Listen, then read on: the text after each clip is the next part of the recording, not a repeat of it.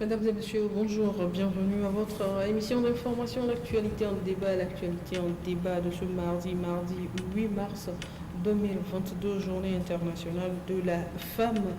Aujourd'hui, cette émission, elle se fera en deux parties. Nous aurons sur ce plateau d'abord avec nous une femme, on parlera de cette journée, et en seconde partie, nous serons avec Germain Kouli, le directeur de publication du journal Togo Réveil. Si tout va bien avec lui, nous parlerons du décès de notre confrère Joël Ega. Nous parlerons également de l'incident au marché d'Adido Gomé. C'était samedi dernier et on va terminer avec la une de ce journal. Mesdames et messieurs, voilà un peu de quoi nous allons parler dans cette émission. Une fois encore, bonjour et bienvenue. Nous allons dire bonjour à notre première invitée du jour, Madame Tosi Adjobi. Elle est secrétaire administrative de l'Union des syndicats professionnels des artisans du Togo. Madame, bonjour. Bonjour, madame. Alors, l'occasion fait le larron. Union des syndicats professionnels des artisans du Togo. C'est quoi exactement? Parce que on entend souvent syndicat des coiffeuses, syndicat des couturiers, mais là, syndicat des artisans du Togo. C'est quoi? Merci, madame. Pour répondre à cette question, je dirais, nous sommes des syndicats. Bon, partant de là, les syndicats, on trouve qu'on n'a pas le poids et on a pensé à faire une union. C'est de là nous avons pensé à l'USPAT. Et c'est une fêtière qui comprend plus de vingtaine de syndicats, à savoir, il y a les tailleurs, les couturiers, les coiffeurs, les bijoutiers, les perliers, les garagistes, les peintres automobiles. Bon, environ tout un ensemble des artisans qui constitue au fait... Et tout cela se retrouve au sein de l'USPAT. Oui. Est-ce qu'il n'y a pas des problèmes, par exemple? Parce qu'on sait, syndicat des tailleurs, par exemple, il y a problème. Maintenant, syndicat de tailleurs, couturières, bijoutiers, tout ce que vous avez cité là, tout ça l'a regroupé. C'est pas un problème. Non, au fait... Est-ce que ce sont seulement les responsables qui se réunissent au sein de cette union-là, ou bien c'est tout un ensemble? Bon, d'abord, c'est les premiers responsables. Mais quand on parle de premiers responsables, automatiquement, y compris leur base. Moi, je suis adhérée en tant que syntrecto. Donc, toute tierce personne a fait de même sorte, a adhéré avec son syndicat de base. Ensemble, on peut faire quelque chose. Et c'est de ça que nous avons pensé. Et faire mieux, de mieux encore, par rapport à ce que faisaient les dits syndicats à part entière, c'est-à-dire individuellement. Et ici, on est ensemble, plus on est fort. Alors, plus on est ensemble, plus on est fort. Si nous avons l'occasion, nous reviendrons une autre fois pour parler de ce syndicat, parce que je suis vraiment intéressée un jour voir comment ça se passe quand on réunit tout ce monde-là, ce que ça donne comme résultat. Mais pour l'heure, nous voulons parler de la journée internationale de la femme qui est aujourd'hui le 8 mars. Dites-moi, Madame Atossi, vous, en tant que femme, que représente pour vous le 8 mars? Quand on dit 8 mars? Merci, madame. Chez moi, à Djovi, le 8 mars représente au fait la journée, c'est-à-dire une journée pour une femme. Une journée bien requise, une journée bien approfondie, bien taillée pour une femme. Ça détermine au fait ce qu'on appelle une femme. Il y a beaucoup de notions dans 8 mars. Et que si... nous respectons, nous mettons en valeur tout ce qui englobe ou bien tout ce qui s'y mettre dans ce 8 mars ferait de toi une bonne femme. Alors qu'est-ce que vous mettez si vous mettez tout ce qui y va, ça fera de vous une bonne femme? D'abord, une bonne femme, c'est qui? Une bonne femme d'abord, c'est une femme qui sait se valoriser.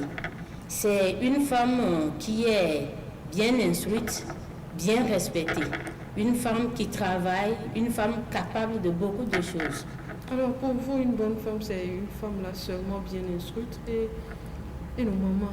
Pas forcément, c'est pourquoi je dis il faut le mettre en valeur, ce que tu sais faire.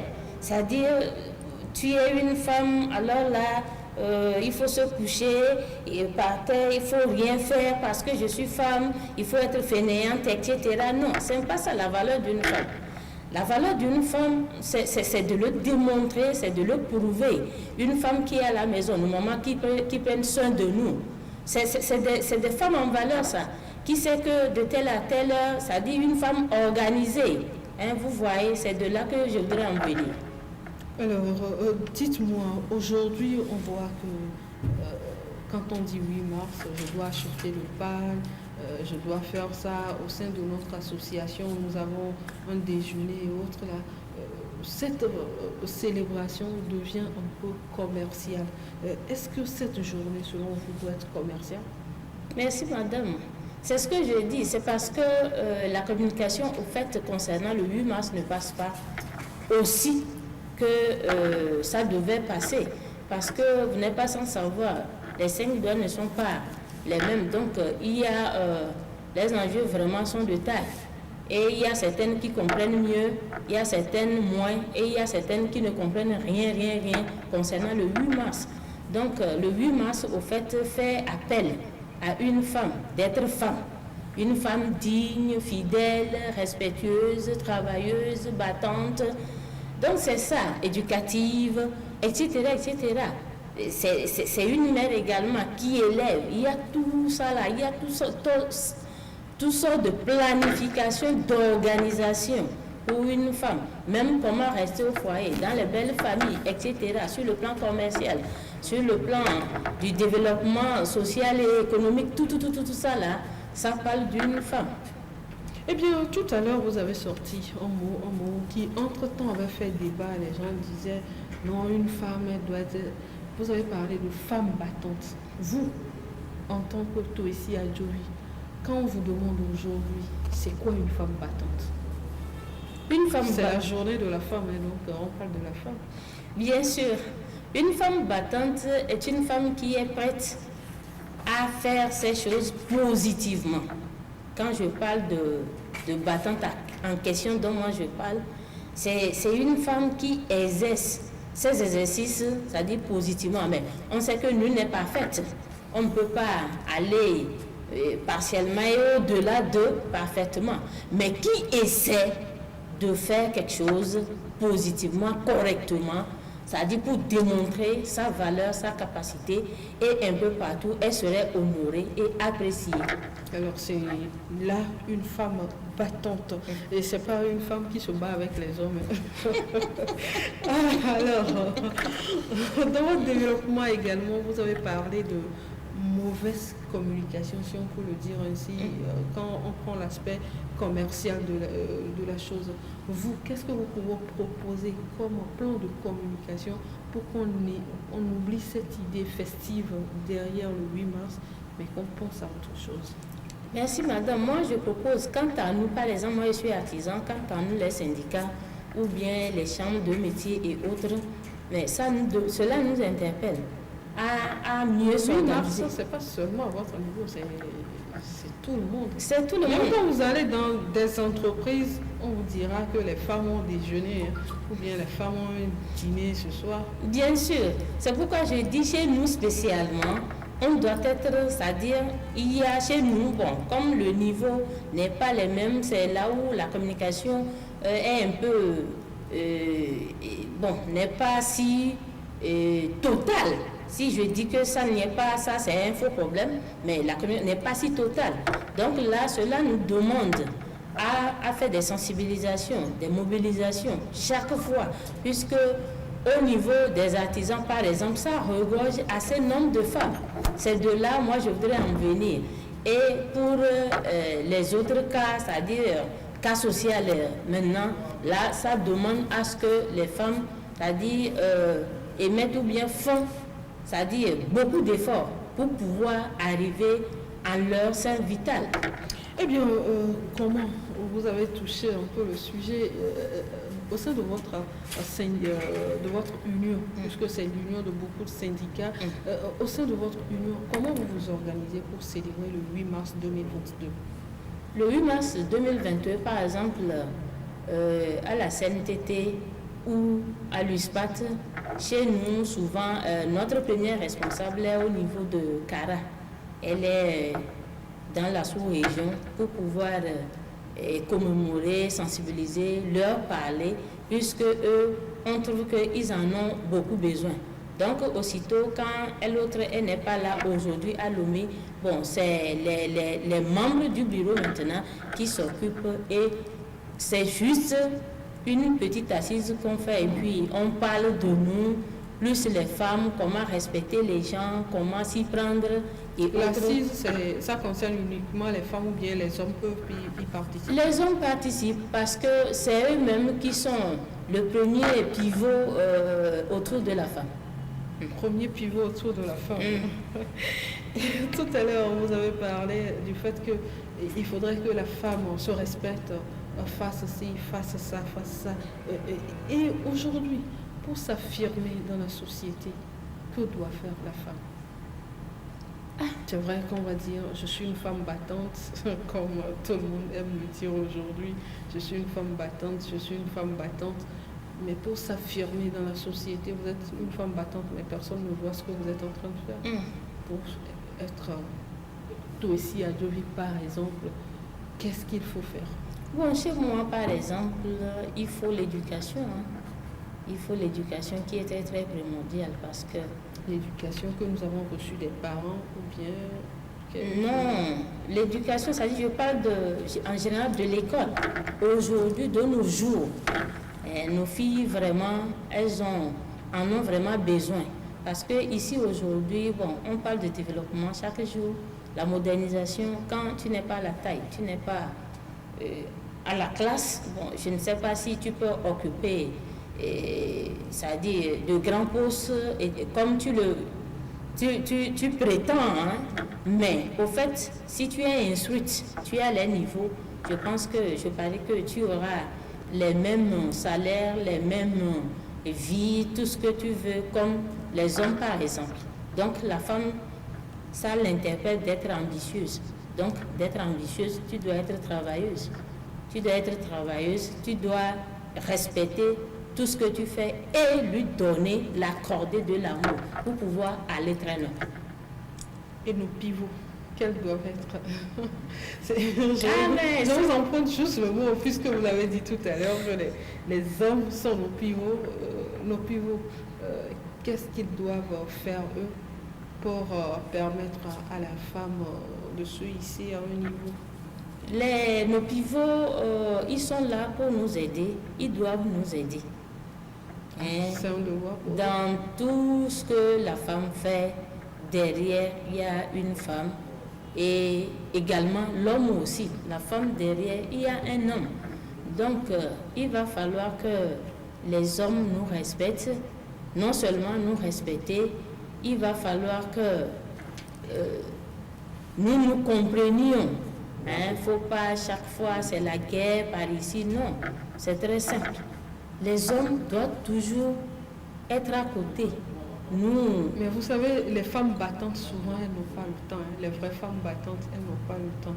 Et c'est là qu'arrive le conflit au niveau du foyer. Mais non, quand on va calculer, quel effectif, au fait, on aura pour les vraies femmes battantes dont vous parlez. Bon, au fait, une femme est une femme, toute une petite gamine est une femme. Mais c'est ça. Sinon, si on ne mettait... Parce que selon tout ce que vous dites là, pour être une femme à ce niveau donné, ce n'est pas se lever le matin, bien sûr, aller peut-être à son service, revenir à la maison, se limiter là. Il faut continuer, pas chercher. Mais là, des fois, vous avez tendance à délaisser votre partenaire parce qu'il faut vous occuper de vos études en même temps, de votre travail, des enfants. Vous voyez. Mais en fait, il faut s'organiser. C'est l'organisation, c'est la planification, c'est l'amour. Si toi-même tu veux aller tu veux aller loin, tu veux faire quelque chose de sérieux, tu peux le faire. C'est ici, c'est mental. C'est pourquoi à chaque fois ça revient le mot là, amour. Quand je parle d'amour, il faut être humble, compréhensif, direct, honnête, fidèle. Il y a tout ça là-dedans, ce que je dis. Donc, on trouvera toutes ces qualifications, tous ces adjectifs-là dans une femme. Oui. Alors, Madame, toi aussi, nous arrivons à la fin de notre entretien. Merci, votre Madame. mot à l'endroit de ces jeunes filles-là qui nous suivent actuellement, qui pensent que le 8 mars, il faut s'habiller d'un pagne 8 mars et aller à la plage peut-être quelque part, se réjouir, rentrer, on dit on a fêté le 8 mars. Ou bien attendre un cadeau quelconque de son partenaire. Je fais vraiment un appel pour nos jeunes sœurs aujourd'hui. Parce que vraiment ce que nous déplorons sur le terrain, c'est triste. Car nos jeunes sœurs croient que la vie est très facile et elles autres, elles sont plus modérées par rapport à nos mamans d'hier. Non, elles se trompent valablement. Et elles n'aiment pas se battre, elles n'aiment pas travailler, elles n'aiment pas être à la taille. Mais par contre, c'est la tricherie que moi je vois auprès de nos jeunes sœurs aujourd'hui. Tricherie, pourquoi? Toutes mes excuses, parce que celui qui n'aime pas travailler, celui qui n'aime pas, aime la vie facile. Bon, dirais-je la vie facile. Bon, moi je suis fatiguée, moi je ne peux pas faire ça. Non, moi je ne suis pas comme nos mamans là. Alors là, on ne peut jamais construire, on ne peut jamais développer un pays comme ça parce que vous prétendiez le développer en un sens bien donné. Mais de l'autre côté, je ne pense pas que ça peut aller comme ça. Il faut s'y mettre. L'énergie que Dieu a donnée à tout un chacun comme être humain en vaut la peine. Il faut savoir l'utiliser, en quel sens, en quelle manière, quand et où, quand est-ce que ça demande. Il faut savoir travailler avec nos mentales. Ça, c'est très important. Donc, à leur égard, c'est tout ce que moi j'aurai à leur dire. Ce que tu feras. Et toi, tu sais que c'est pas bien, ne le fais pas. Et tout ce que tu fais, et toi, consciencieusement, tu sais que c'est bien, il faut aller auprès des sages aussi pour pouvoir demander des conseils régulièrement, pour pouvoir se former. Un peu partout, on peut, si tu veux, tu peux être formé. Donc, d'accepter d'être formé. Merci à vous, Je vous madame. en prie. Merci d'être passée sur ce plateau.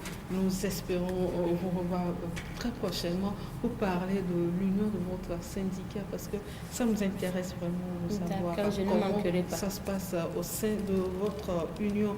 Merci à vous. J'espère que vous allez rester quelque part sur l'émission avec nous jusqu'à la fin, chers téléspectateurs. C'est donc la fin de la première partie. Nous allons marquer une petite pause et Germain sera avec nous pour la deuxième partie de cette émission.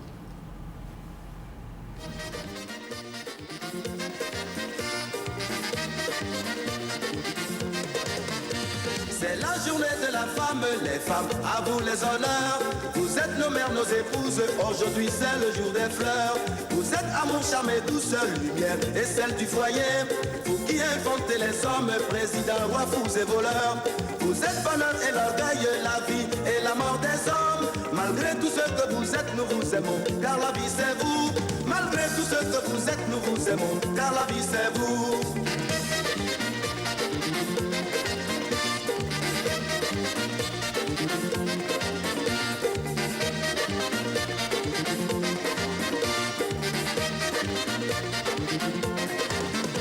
C'est la journée de la femme, les femmes, à vous les honneurs. Vous êtes nos mères, nos épouses, aujourd'hui c'est le jour des fleurs. Vous êtes amour, charme et douceur.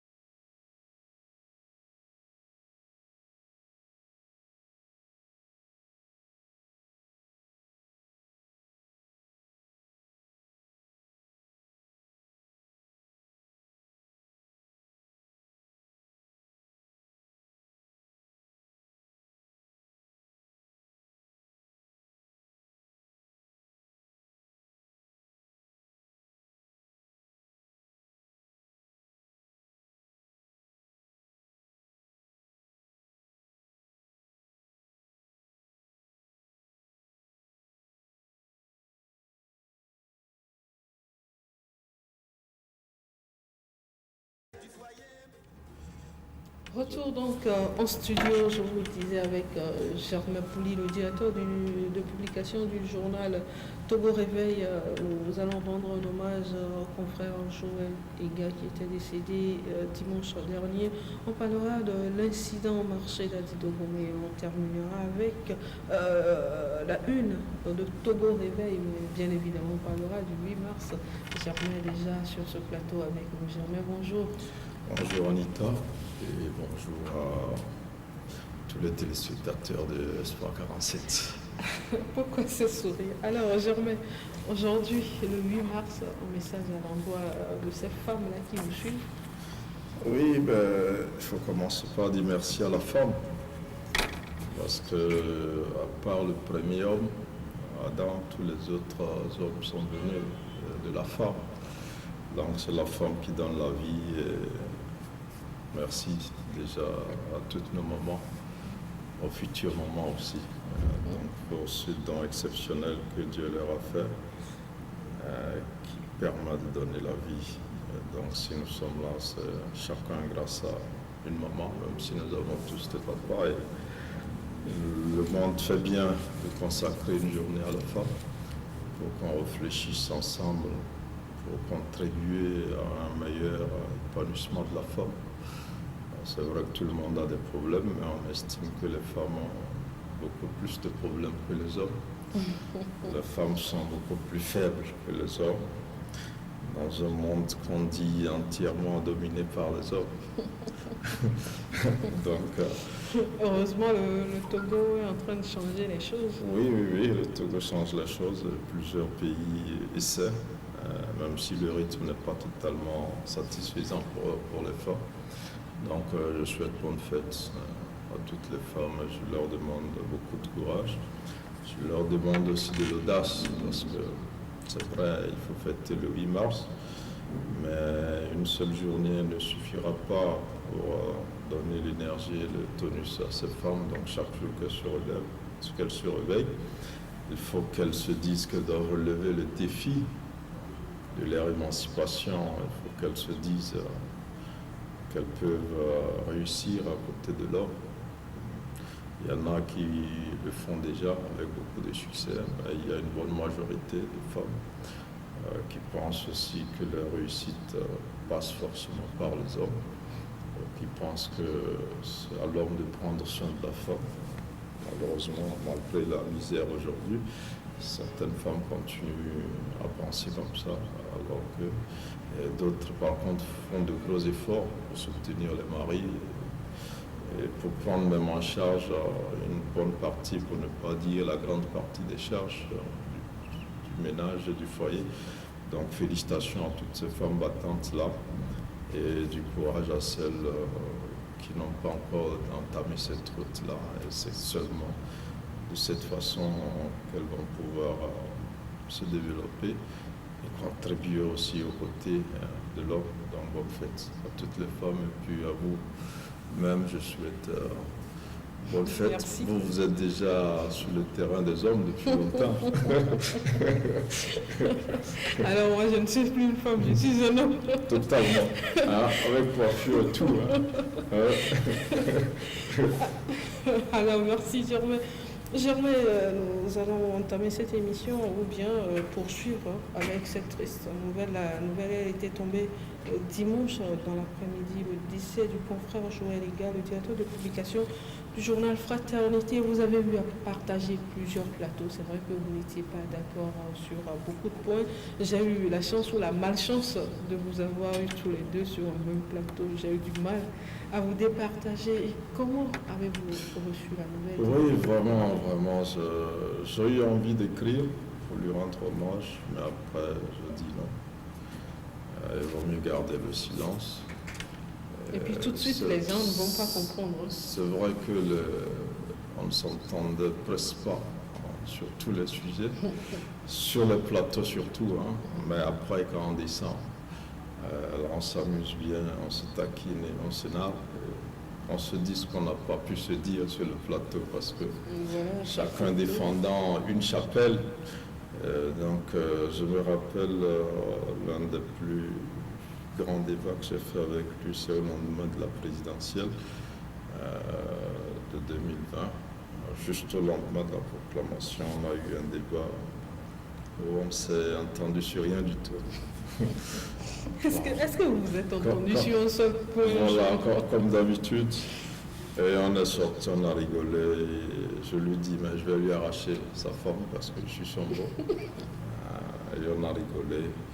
Et ça, c'est le côté que les autres ne savent pas parce qu'ils pensent qu'on est adversaire, alors que non, on a le même boulot. Chacun fait ce qu'il peut faire avec ses forces et ses faiblesses. Et puis chacun a sa ligne Chacun éditoriale a à sa défendre. vision du Togo, sa vision de la contribution aussi qu'il veut apporter. Et donc aujourd'hui, c'est vraiment un membre actif de la presse togolaise que nous perdons, parce que contrairement à ce que les gens pensent, on a besoin des journalistes critiques du pouvoir. Le pouvoir même en a besoin pour avancer, parce que il faut pouvoir leur dire certaines choses. C'est vrai que les formules ne sont pas parfois bien choisies, mais la critique, quand elle est objective, elle fait du bien à celui qui est au centre du débat, et il devrait en tenir compte pour s'améliorer, parce que nous ne sommes pas parfaits, nous sommes perfectibles. Et donc sur nos lignes éditoriales, comme on dit dans notre milieu, où chaque journal a sa ligne idéologique, sa ligne politique, sa ligne religieuse, si on veut. On ne s'entendait pas, on ne voyait pas le Togo de la même manière. Mais on a voulu le faire comme ça. Chacun voit le Togo de là où il se situe. Et je pense que c'était plaisant d'avoir des débats comme ça avec des gens avec qui vous ne partagez pas forcément la même vision. Donc vous n'avez pas totalement raison, vous n'avez pas totalement tort, lui n'a pas totalement raison, il n'a pas totalement tort. Et ça permet à ceux qui nous écoutent de trouver la vérité quelque part au milieu de tout ce que nous disons et de se faire une idée donc, de ce qui est la réalité. Donc c'est un ami que je perds comme ça. Mon frère. C'est vrai qu'en dehors des médias, on fait beaucoup de choses ensemble, on a les mêmes intérêts. Il est arrivé plusieurs fois qu'il a même dirigé un groupe qu'on a organisé ensemble pour défendre nos intérêts pendant près de 2 ans. Donc celui qui dirigeait cela dans l'intérêt de nous tous. Et on s'entendait bien, donc on se réunissait, on discutait et puis on faisait face à notre partenaire ou à l'autre parti. Donc, c'est dire qu'en dehors de ce sur quoi on assiste sur les médias, nous avons en commun la corporation, nous avons en commun le journalisme et le traitement de l'information. C'est un grand vide que Joël Egal est là. Il part encore très jeune. Vous savez que la presse a été lourdement frappée ces dernières années, ces 2-3 dernières années. Nous avons perdu plusieurs confrères. Beaucoup de personnes. Et c'est assez inquiétant. Bon, nous dirons que c'est la volonté de Dieu, mais en même temps, Pourquoi les journalistes? nous devons... Bon, il n'y a pas que les journalistes qui meurent, hein, tout le monde Oui, meurt. mais Nous... les grands noms sont en train de nous quitter. Hein. Oui, mais c'est un peu effrayant, c'est inquiétant. Pour nous qui sommes encore vivants, quand on assiste à cela, on a peur. On se dit, mais c'est à qui le tour? Quand notre tour? Et donc c'est vraiment triste. Il laisse derrière lui une femme et des enfants qui avaient vraiment besoin de lui. Qui avaient besoin de lui. Et ça va être très difficile pour cette famille-là. De se relever. Germain, d'un autre côté, plusieurs personnes lient son décès à son passage à la prison. Et hier seulement, le professeur Towata a fait une sortie demandant une autopsie pour que vérité soit faite, pour qu'on ne dise pas que c'est suite à son passage à la prison civile de Lomé qu'il est décédé. Est-ce que vous pensez que c'est possible, une autopsie aujourd'hui? Moi, je crois que la décision va être d'abord au niveau de sa famille, si sa famille veut une autopsie. Après, il faut une décision judiciaire avant qu'on ne fasse une autopsie. Maintenant, je ne sais pas ce qui fait dire aux gens que ce décès-là est lié à son passage à la prison. Je ne sais pas, je n'ai pas d'éléments à ce niveau. On sait qu'il n'est pas resté trop longtemps en prison. Maintenant, est-ce que quelque chose lui serait arrivé en prison? Bon, je ne saurais le dire. Ceux qui lisent ce décès-là, s'ils peuvent nous apporter des éléments pour dire, nous sommes certains parce que ce serait passé ceci, cela. Mais nous ne savons pas vraiment les causes exactes de ce décès-là. Nous savons que plusieurs... On disait qu'il était bien, il était en train de prendre son petit déjeuner quand il a eu un malaise. Voilà, donc plusieurs personnes comme ça, des crises, les AVC, les crises cardiaques, et un certain nombre de malaises aujourd'hui. On ne connaît pas l'origine. Donc ceux qui demandent l'autopsie, s'ils sont fondés légalement à demander, ils peuvent le faire. Donc moi ici je ne saurais dire... Lui c'est une proposition qu'il a eu à faire. Oui, bon après... Une autopsie pourrait départager les gens, on n'accuse personne à tort. Oui, bon, maintenant espérons que si on fait l'autopsie aussi, les gens vont s'accorder sur le résultat de l'autopsie pour qu'ils ne disent pas que l'autopsie est mal faite. Donc je crois que là, il y a un décès, il y a un cadavre. Il faut penser à comment lui rendre hommage dignement que de créer des problèmes là où il y en a, ou là où il y en a, je n'en sais rien, ou là où il n'y en a pas. Mais je pense que la priorité aujourd'hui, je ne sais pas si c'est la priorité pour la famille, si elle pense qu'on l'aurait assassiné depuis la prison. On n'en sait rien, je ne dirais pas oui, je ne dirais pas non. À partir du moment où on n'a pas les réelles causes de son décès, on ne peut pas savoir comment ça s'est produit. Mais je pense que pour l'essentiel, aujourd'hui, il faut lui rendre hommage. Et peut-être s'il faut soutenir sa famille, il faut aussi soutenir sa rédaction, parce que nous savons généralement dans quelles conditions nous travaillons. Et quand le directeur n'est pas là, souvent le média disparaît à quelques exceptions près. Jusque-là, on avait perdu un de nos confrères, Dominique Alizio, perd son âme.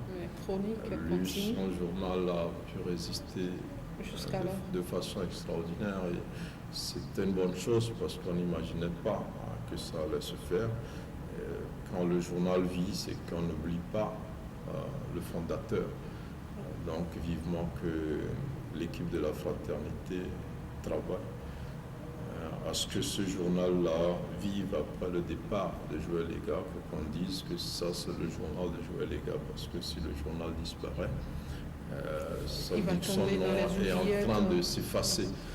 Donc vraiment c'est souhaitable qu'un soutien soit apporté à sa rédaction, qu'elle puisse perpétuer son œuvre, même si peut-être ils n'ont pas le même talent que Joël Légat pour faire le boulot de la même manière. Mais si demain, après-demain, dans un an, dans 2 ans, on continue pas à avoir ce journal-là sur le marché, ça va être un grand hommage pour ce journaliste-là. Eh bien, merci Germain pour ce hommage rendu à votre confrère et ami. Nous enchaînons avec l'incident qui s'est produit au marché d'Adidogomé samedi dernier. Une dame qui avait refusé de payer les taxes a agressé un certain nombre d'agents de ce marché-là. Dites-moi, Germain, payer les taxes, refuser de payer les taxes, c'est l'incivisme aussi. C'est compliqué. C'est un débat difficile parce que ça veut généralement... Parce que la situation se présente dans nos différents marchés aujourd'hui. Généralement, l'homme n'aime pas payer les impôts et les taxes. L'homme en général n'aime pas payer. L'homme veut avoir de l'argent, mais il n'aime pas dépenser.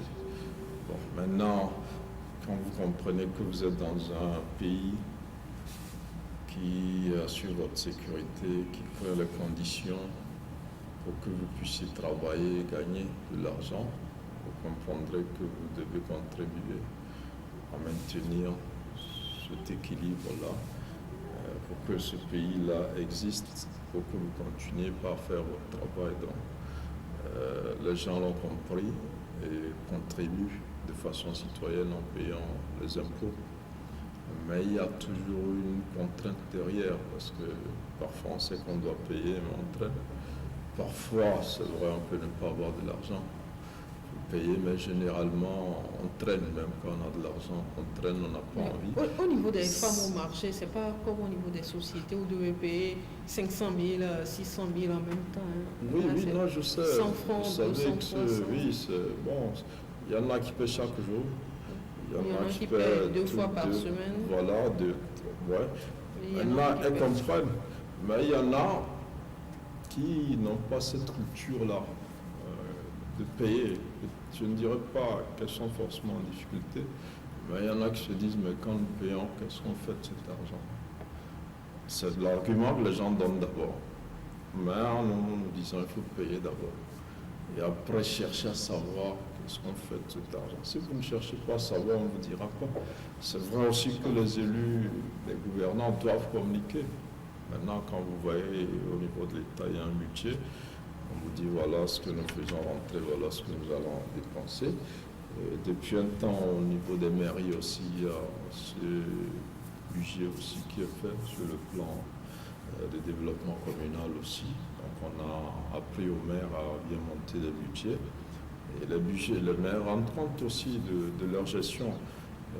Tout le monde s'accorde à dire que ce sont des jeunes mairies que nous avons aujourd'hui et qui ont besoin des moyens pour pouvoir travailler, parce que nous attendons des maires qu'ils règlent un certain nombre de problèmes dans nos communautés, mais ils n'ont pas les moyens de le faire. C'est à nous de leur donner ces moyens en payant des taxes. Et certains le comprennent, d'autres sont réticents, mais je pense qu'il faut un grand travail de sensibilisation. Et il faut aussi que les citoyens s'organisent pour contrôler la gestion de ces fonds-là. Si les citoyens le font, ils peuvent dire « Ah, effectivement, tout ce que nous cotisons, voilà ce qu'on en a fait. » Mais quand vous ne contrôlez pas ou quand vous ne vous intéressez même pas à ce que vos élus font, c'est normal que vous dites « Mais on ne sait pas ce qu'on fait parce qu'il y a certains problèmes. » Mais après, quand vous êtes aussi avec les autres qui paient, vous n'êtes pas plus intelligent que les autres. Vous n'êtes pas plus pauvre forcément que les autres, vous n'avez pas besoin d'argent plus que les autres. Donc si les autres se font violence, et paient vous aussi. Vous devez, même si vous contestez un peu, payer, parce que si vous ne payez pas, vous trichez les autres qui paient. Parce que vous profitez des mêmes marchés, vous profitez, voilà, et vous ne payez pas, les autres paient, parce que vous les trichez maintenant. Ceci dit, je ne parle pas particulièrement du cas de cette dame-là. Je ne sais pas ce qui lui est arrivé et elle a utilisé une telle violence sur ses agents. C'est vrai aussi que par moment, on n'aime pas trop la méthode de ces agents-là. Mais je pense qu'aujourd'hui, c'est des agents qui sont un peu plus respectueux. Avec les nouveaux maires. Voilà, c'est pas comme avant. Donc, qu'est-ce qui s'est passé? Cette femme-là. On aurait saisi une de ces marchandises pour envoyer au poste et c'est là. Il y a d'autres qui disent qu'elle serait possédée aussi, qu'elle ne serait pas normale, qu'elle serait dans un. Donc, il y a plusieurs versions qui sont données.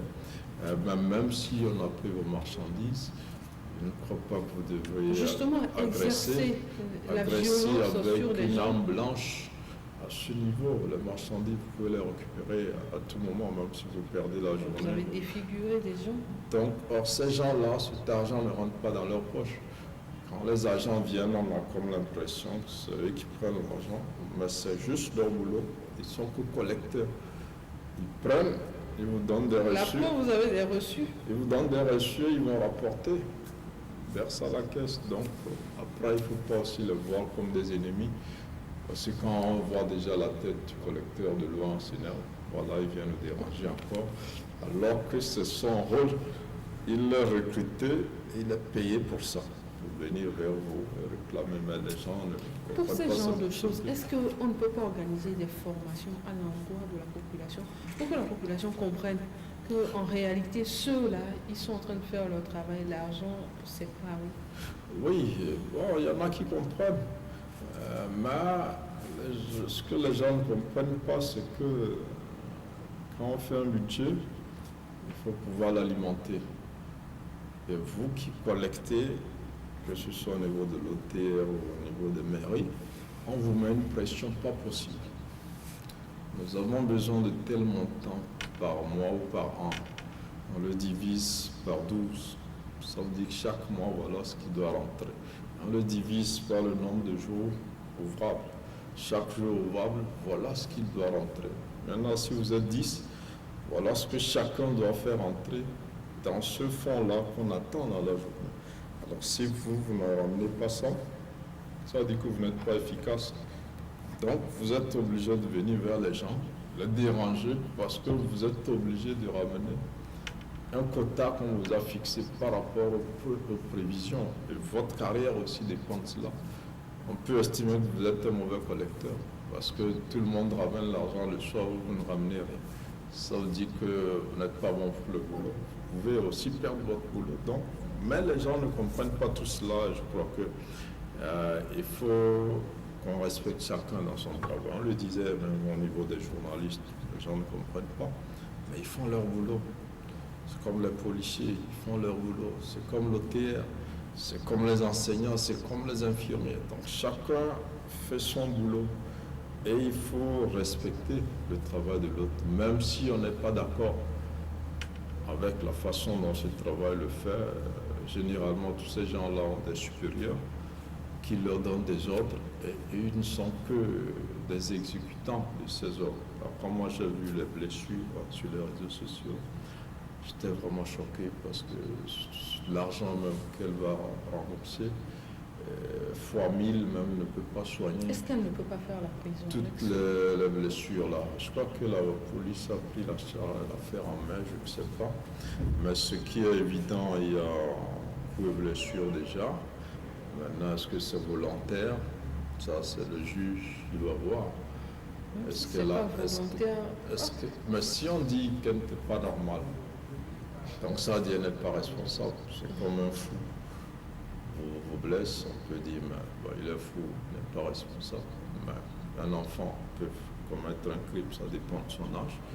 S'il est plus âgé, on peut l'envoyer en prison à la brigade communale. On peut dire, mais il est irresponsable, c'est ses parents qui vont répondre. Donc moi, je ne sais pas si elle a une excuse, mais c'est assez atroce et on se demande comment une femme de surcroît, c'est pas un homme, comment une femme peut arriver à... Voilà, bon, il y a eu le maire qui a donné une autre version, elle se serait faite cette blessure elle-même, d'autres disent que ce sont les agents. Donc, je crois qu'il va falloir que la police clarifie cette situation, que les responsabilités soient situées, mais ça remet une fois encore à la page cette question du civisme fiscal, de la contribution volontaire des citoyens qui comprennent qu'ils doivent contribuer. Nous avons demandé à avoir des maires, parce qu'on en avait assez de délégations spéciales, des gens qu'on nomme.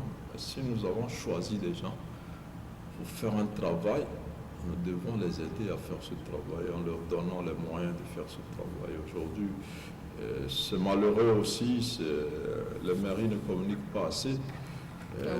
Les mairies laissent le soin à l'OTR de communiquer, mais ce n'est pas toutes les taxes, que l'OTR perçoit.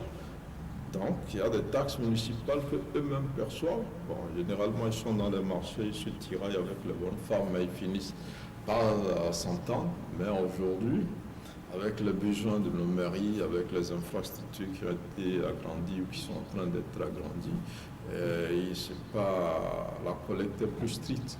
Avant, il n'y avait pas beaucoup de transparence, donc c'était jouable. Mais aujourd'hui, je crois qu'il y a un peu plus de transparence.